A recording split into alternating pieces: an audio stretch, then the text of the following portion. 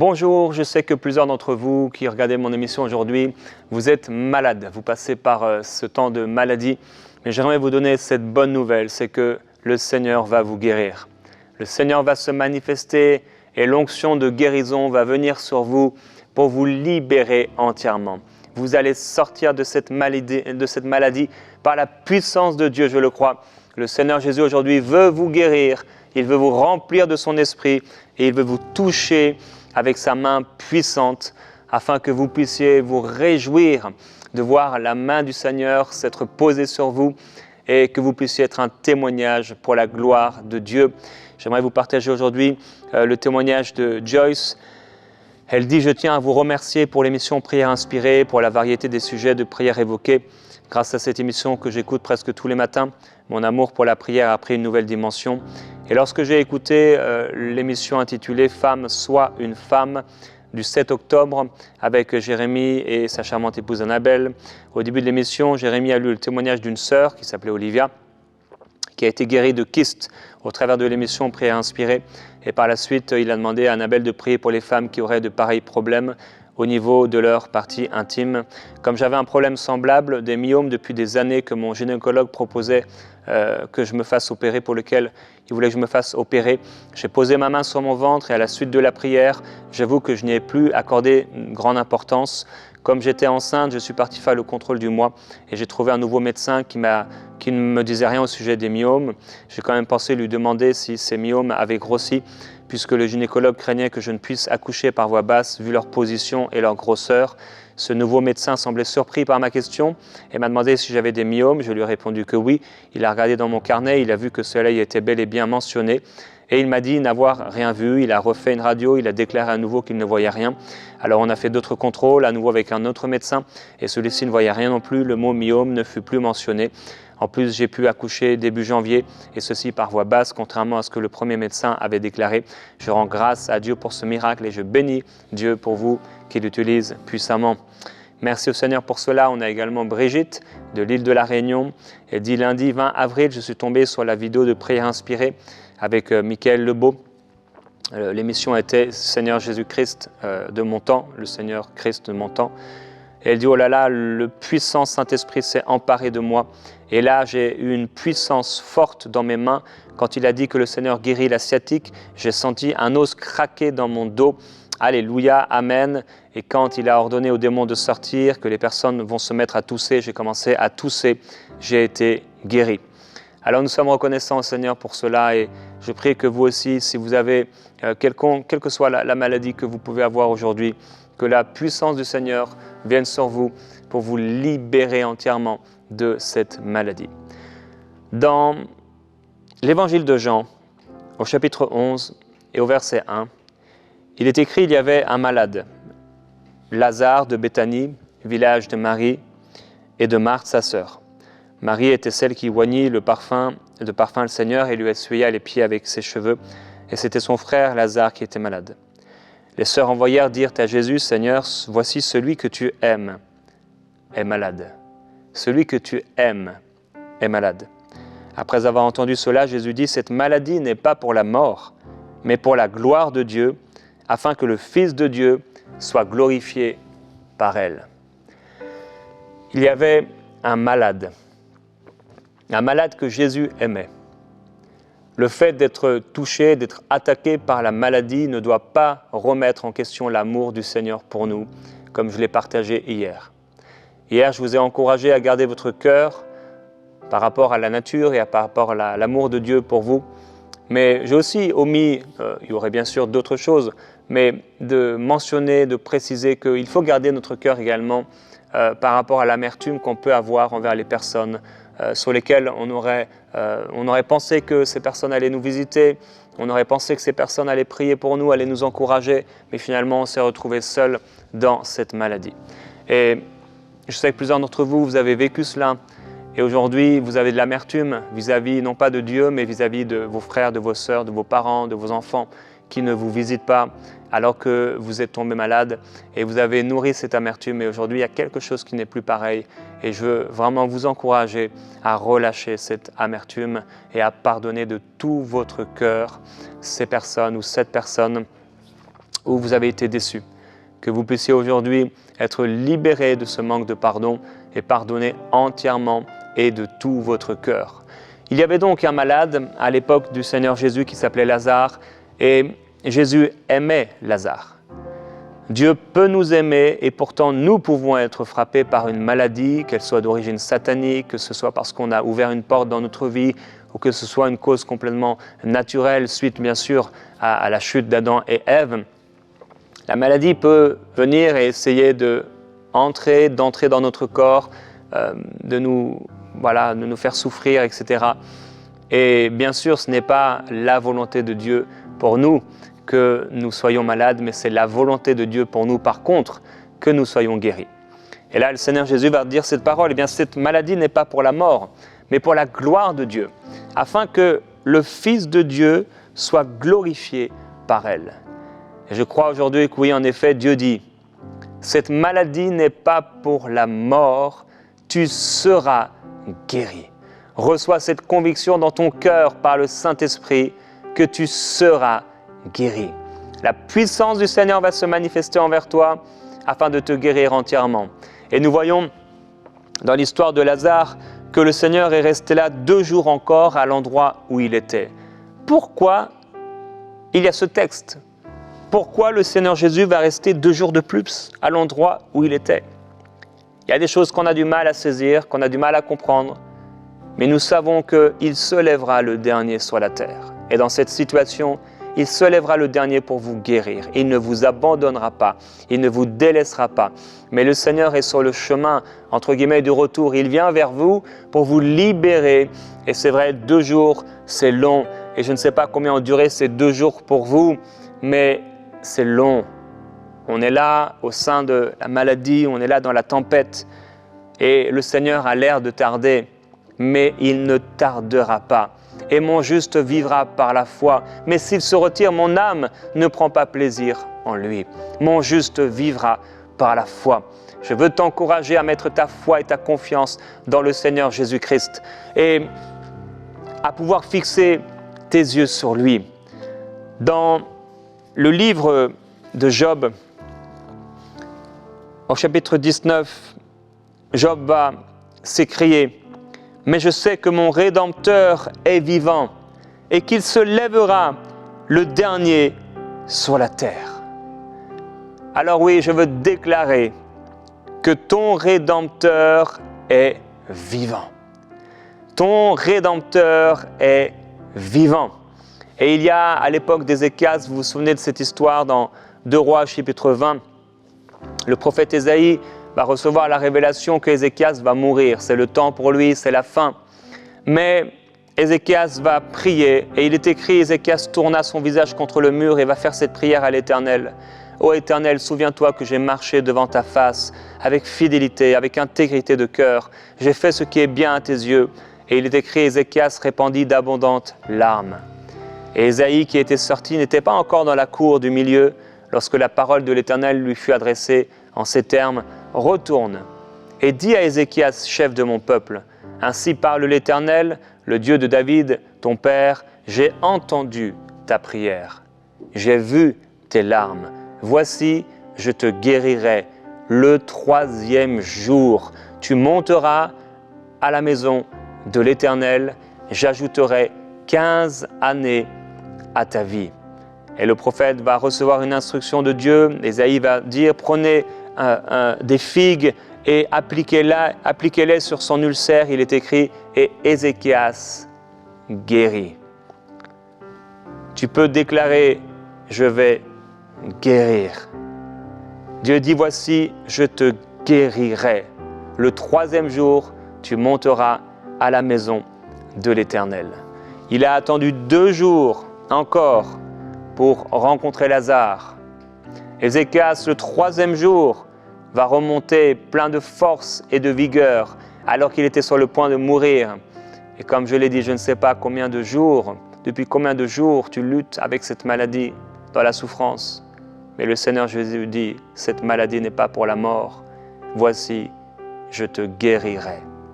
Que tu puisses aujourd'hui recevoir cette guérison par la puissance du Seigneur. Dans les Actes des Apôtres, Paul va recevoir une instruction divine. Un ange de Dieu va lui apparaître et va lui parler.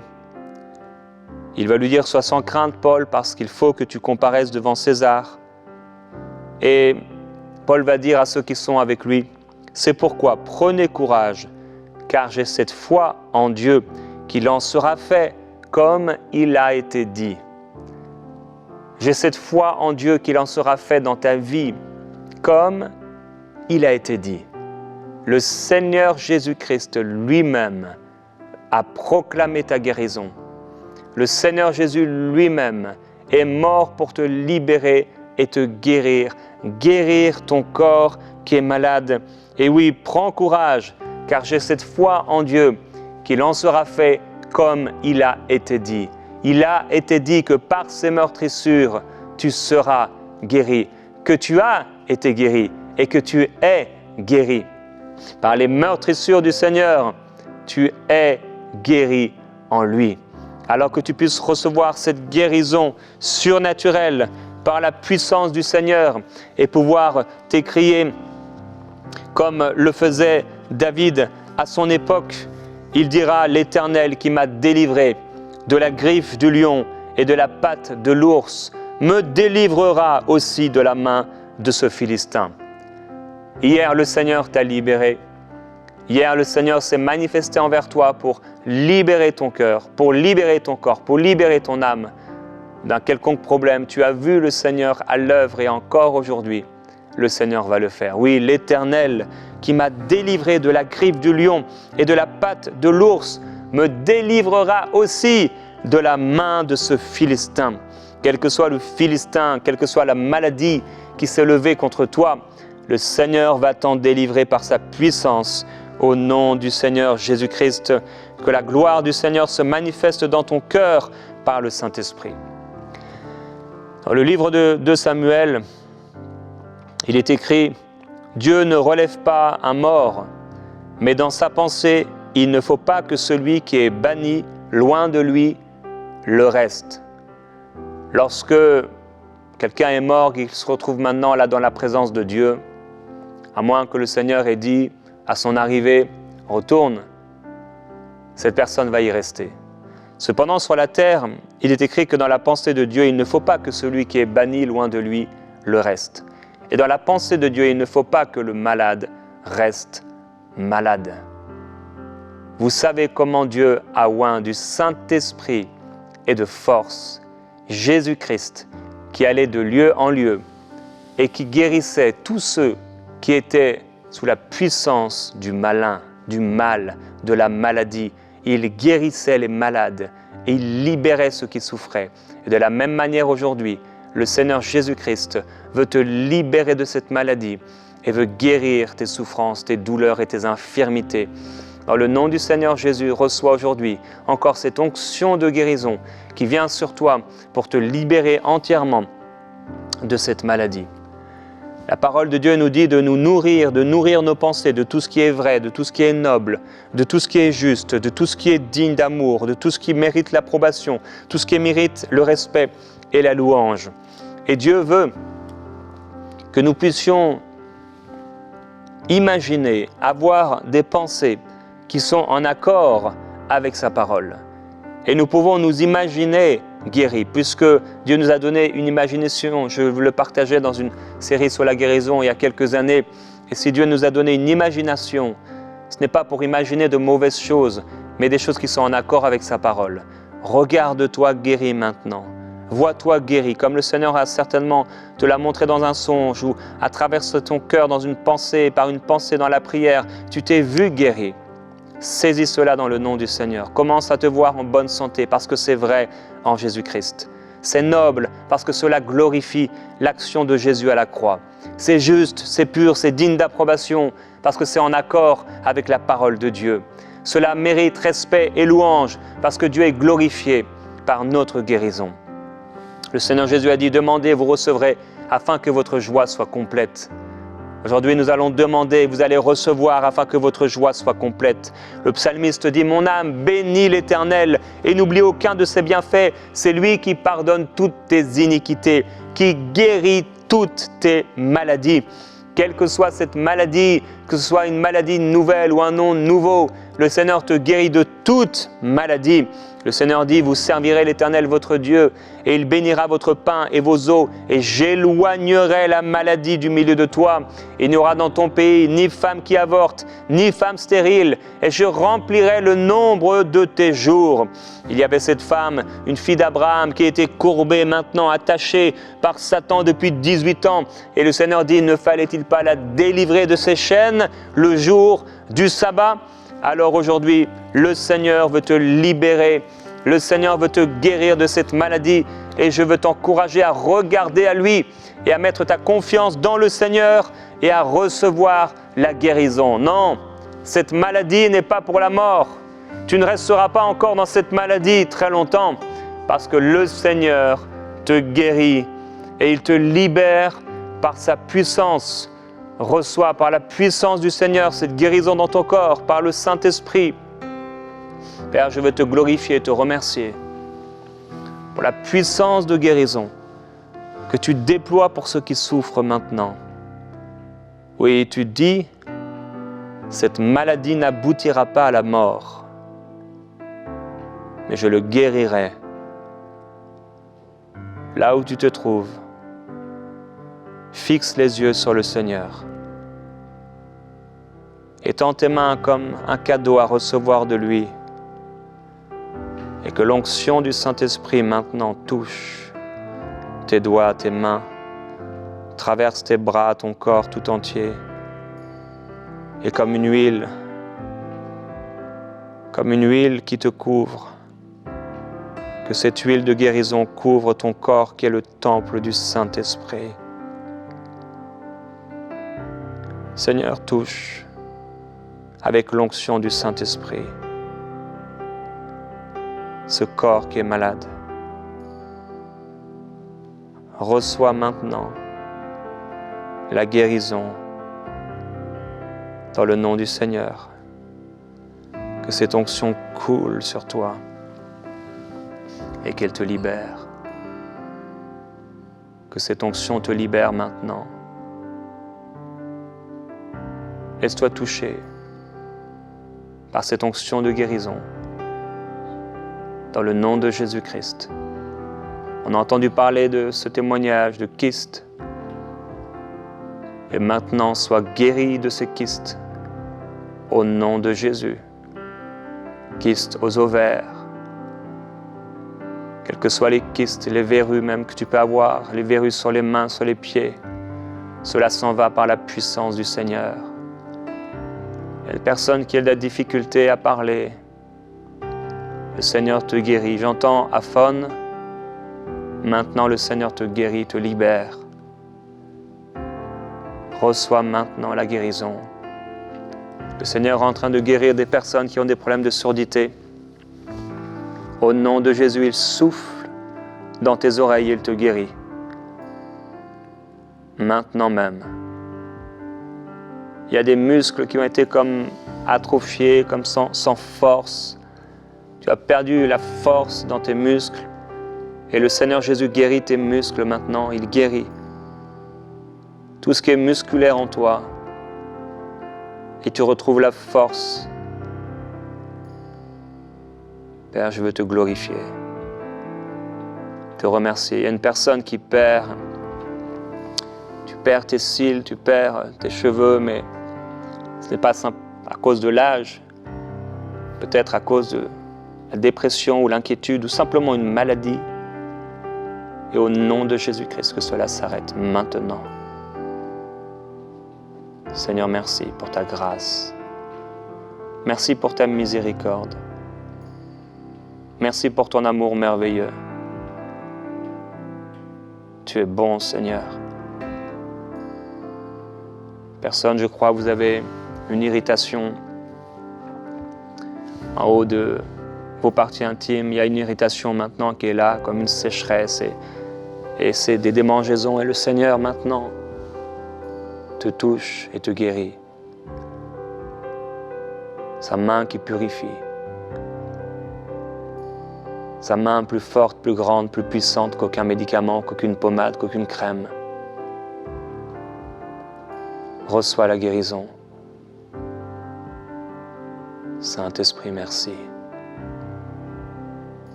Toutes les personnes qui ont du mal à respirer,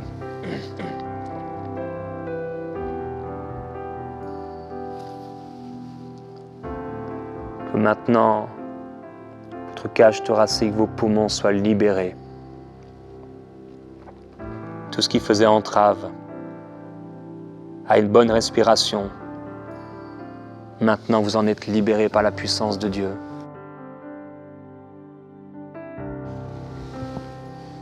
Seigneur Jésus, merci. Recevez là où vous êtes cette onction de guérison. Précieux Jésus-Christ. Une personne, vous avez mal au poignet. Je crois que c'est le poignet droit. Et le Seigneur guérit votre poignet maintenant. Vous ne pouviez plus porter quelque chose de lourd. Vous ne pouviez plus porter un pack d'eau, une grosse bouteille d'eau, vos sacs de course. Et le Seigneur te guérit maintenant. Maintenant, au nom de Jésus. Père, je veux te glorifier et te remercier pour ta présence et ton onction qui est là dans ce lieu. Tu es merveilleux, Jésus. Que l'onction du Saint-Esprit maintenant descende sur toi, mon frère, ma sœur, te traverse, te libère. Cette maladie va te quitter. Cette maladie va partir. Ces souffrances vont s'arrêter. Dans le nom du Seigneur Jésus-Christ. Ça part. Ça s'en va par la puissance du Seigneur. Il est le Dieu qui te guérit, oui. Nous voulons le déclarer. Je suis celui qui te guérit. Je suis ton Dieu, je te guéris. Je dis un mot et la maladie s'enfuit.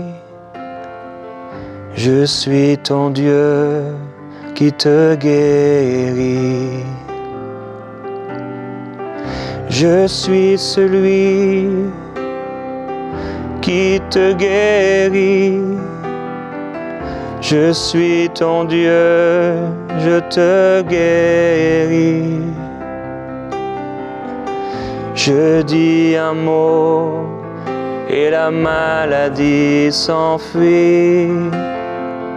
Je suis ton Dieu, je te guéris. Dis-lui, tu es celui qui me guérit.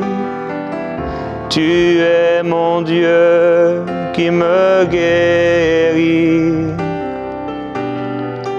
Tu dis un mot et la maladie s'enfuit. Tu es mon Dieu qui me guérit. Il te guérit maintenant. Sa grâce descend sur toi. La guérison divine. Le Seigneur vient, il ne tardera pas. Il ne tardera pas. Il marche vers toi. Et il est là devant la porte de ce tombeau de maladie. Devant la porte de la chambre de l'hôpital où tu te trouves. Le Seigneur est là devant cette porte. Et il dit, Lazare, sors. Et dans le nom du Seigneur Jésus-Christ, lui qui te connaît par ton nom, maintenant, il dit, et il ordonne à cette maladie de te quitter. Sors maintenant dans le nom de Jésus de ce tombeau. Sors de cette chambre d'hôpital entièrement guérie et libérée par la puissance de Dieu. Tu vas sortir de cette chambre d'hôpital entièrement guérie. Tu vas sortir de ce lit où tu te couches dans la douleur et dans la souffrance. Ces douleurs vont s'arrêter. Au nom du Seigneur, elles s'arrêtent. Elles s'arrêtent. Fais ce que tu ne pouvais pas faire. Et sois rempli de joie. Au nom du Seigneur Jésus. La grâce de Dieu, l'onction de guérison coule sur toi, t'apportant une complète guérison. Dans le nom du Seigneur. Amen.